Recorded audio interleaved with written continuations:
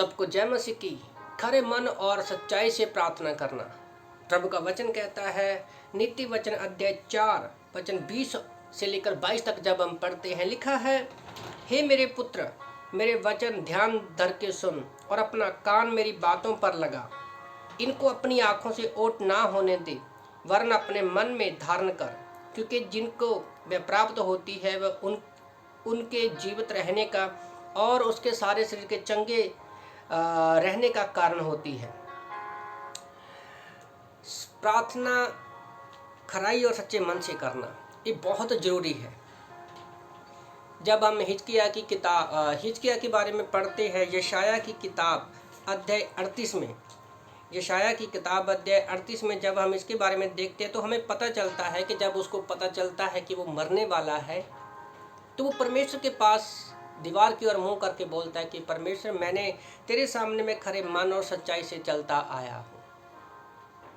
Really में ये शब्द जो है हमें उत्साहित करते हैं और हमें एक नई आशा देते हैं परमेश्वर में। और जब हम खरे मन से और सच्चाई से परमेश्वर के पास आकर मांगते हैं तो परमेश्वर हमसे ज़्यादा खुश होता है और वो चाहता है कि हम परमेश्वर चाहता है कि हम उसके पास सच्चाई और खराई से आए। कई बार लोग इतनी गिलानी में चले जाते हैं, उनको लगता है कि हम पापी हैं, हमने गुनाह हो गया है, शायद अभी परमेश्वर हमें क्षमा नहीं करेगा। पर परमेश्वर ऐसा नहीं है। वो अनुग्रहकारी परमेश्वर है, वो दयालु परमेश्वर है, वो दया का धनी है। वो हम पर अपने सारे प्रेम को उड़ेलना चाहता है। वो चाहता है हमसे रिश्ता रखना। जैसे परमेश्वर हमारे पास जब भी आता है, खराई से आता है। उसके मन में कोई पाप नहीं है, वो पाप को जानता भी नहीं है। यीशु मसीह पाप को नहीं जानता था। तो परमेश्वर सिर्फ हमें आशीषें देना ही नहीं चाहता, वो चाहता है कि हम उसके पास खरे मन से आए।